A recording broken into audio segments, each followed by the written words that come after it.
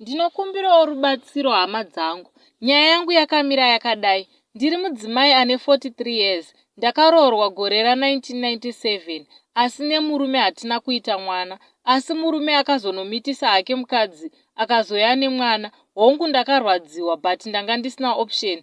Ndakati endai kumaDNA vakaenda. Mwana akaonekwa kuti ndewake shuwa. So mai vemwana vakauya vakasiya mwana ane 6 months. Ndikachengeta nemoyo wese. I love that kid. My hubby passed away in 2012.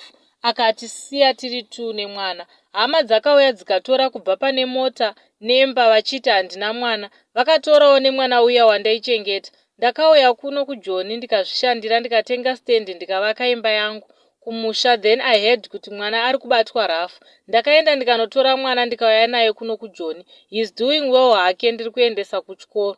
Now pane problem yangu pandiri kuda help yenyuwo vanhu ndepapa. Ndakadzingwa basa muna February. Murungu wandaishandira akandipawo kamari kandakatanga business rekuhodha mabhero ndichitengesa and everything went well. But one day ndaenda kumeeting yemwana kuchikoro. Ndakawana polisi yapinda mumba ichitsvaga madrugs.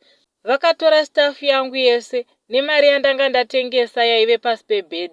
Ndo pakatangira ma1. Handichina kana pekubata. Kuti ndiende kumba mwana ari kuita grade 7. Ndinenge ndatomukanganisira apo school fees yake ndanga ndabhadhara yose in advance kusvika December. So vadikani, kana mari yerent hapana. Since May landlord ari kuti ibvai and handina kwekuenda. Saka pano ndiri kutsvaga wanga ndibatsira nebasa. Ndine driver's license code 10 plus PDP. Please, kana paina anozivawo pane basa kunyanya handidi kuti mwana uyu ararame zveupenyu hwaairarama kumusha hwekushaya chekudya. Please vanhu help, even basa remumba, stay out. Ndinopota ndichionawo mwana please.